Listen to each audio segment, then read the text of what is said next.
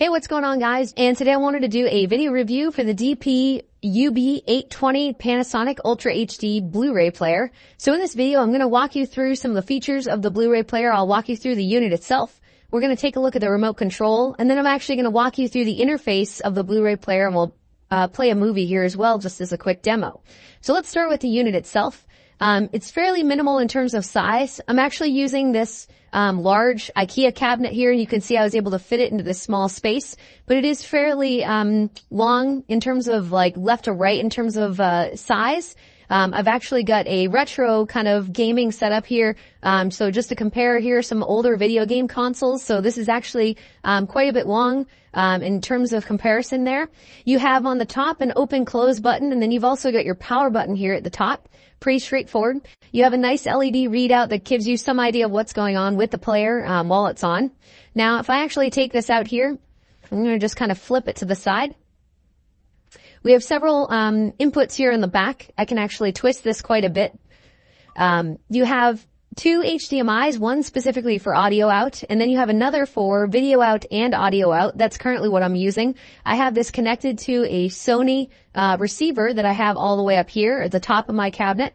And then you also have several RCA outs for surround sound speakers, things like that. I'm not utilizing these because all the sound is actually being carried through my receiver, which then has speaker wire going to all of my speakers all throughout my space. You do have the option, if you want to connect a hard drive to this, you have your USB port, you have a Ethernet plug there. If you wanted to connect this wired, you have that option. And then additionally, there's a small fan in your power cable. Pretty straightforward, not too much really to get this going. You do also have an optical here in the back if you want to output sound that way as well. Now, in terms of the player itself, when I initially got this, I was having some trouble with the HDMI port, and I think basically I just ended up getting a bad unit. I found out that I had to kind of keep the cable in at an angle, but I ended up getting a replacement, and this one has been working 100% perfectly, no issues. I do recommend getting a really nice cable for this. It requires at least an 18 Gbps based cable. Most standard HDMI cables, even going back several years, will probably support that. I have this newer cable here that I'm going to be installing with this that supports up to 48 and is Ultra HDMI certified, and that way I guarantee I'm going to get the best picture quality. Everything's going to just be smooth in terms of watching movies and things like that. Now, going through the remote control, this is actually the remote that it comes with. Fairly standard. You have a few TV functions here at the top. You have numbers. You can do audio, status, playback info, internet. You got your search buttons, play, pause, stop. It does come with a Netflix button here in the base. So pretty straightforward, comparably to, I have another remote here for my LG OLED TV. This one has several buttons for like Netflix, Disney, Prime. This particular remote only has Netflix built in, and that's what you have with this DVD player. You have a few different built-in buttons here for various options: home, top menu, HDR settings, and then your pop-up menu. Now, going through the user interface, upon booting, you do have to do some initial setup. It was fairly easy. You just put in your Wi-Fi, let it know, do you have this hooked up to a specific type of surround system, things like that. Now, going through this, you can browse videos, you can do music, photos, you've got your home network settings, network service, and then just general setup.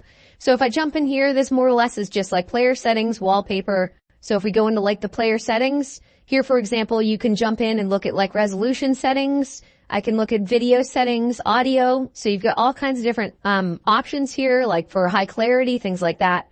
3D, language settings, your network settings, ratings, and then just general system settings as well, things like brightness and quick starting. I'm currently using quick start off just to save power, and I have found that when continuing DVDs, even with everything powered off, I'm able to continue from where the DVD left off. So that's been really nice. I'm going to go back to the home menu, and I'll actually play a movie, and we could do a little demo here. I actually have Batman Begins in here. I just started rewatching the trilogy, so wanted to rewatch all those Batman movies here. I do also recommend, if you're going to be utilizing this, obviously, it's going to be even better if you have a TV that can support HDR. This is an LG OLED that came out, I believe, in 2021. And this looks absolutely amazing on this TV. It's a little bit smaller of the OLED models. This is a 48, but I'm in kind of a smaller space. This was a converted garage bay that I turned into kind of a man cave. So I've got my movie theater seats here. I have my Sony surround sound speakers here that are pretty large bookshelf speakers. I have my center speaker. I've got 2 towers, each with Dolby Atmos upfiring speakers, a 10-inch subwoofer, all connected to the Sony receiver. And additionally, I have a transmitter that's coming out of the second subwoofer out here that goes to a little box over here that powers all of these chairs, and I get bass input coming through the chairs through a transducer that's installed in the chair. So when there's bass and action, the seats actually shake and vibrate. So it's pretty awesome in this space just due to the size. We're going to go ahead and hit return to last played and continue from where I was watching this, which was about the end of this movie, I believe.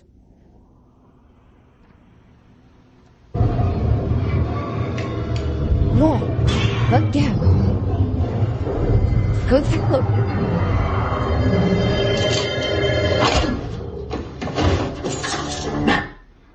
So the sound on this is amazing. When you're playing this also, you can do some info stuff. So if I hit status, I can get an idea of right now what it's playing. It shows me Ultra HD Blu-ray, HDR for high dynamic range.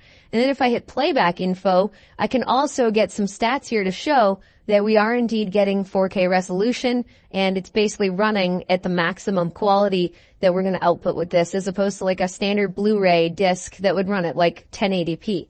So anyway, I'm very impressed with the Blu-ray player. It seems to boot pretty quick, easy enough to play movies, utilize the remotes. I know some people were complaining about the remote, but honestly, I don't really have any issues with it. You do also have Netflix, so if you have a TV that supports Dolby Vision, you can boot up, Netflix and watch those Dolby Vision-based TV episodes or movies on Netflix, and you're going to get the full effect from the sound. I have also not had any issues outputting Dolby Atmos to my receiver. It will indeed show up right in the receiver. It'll say Dolby Atmos when it's playing these films, most of which have Dolby Atmos support. If you look at the back of any Ultra HD disc, you'll be able to see at the bottom, usually it'll mention, like this one here is actually just Dolby Audio. So I don't know if that actually has the support. Let's see if I can find another one. I haven't actually looked at all of these.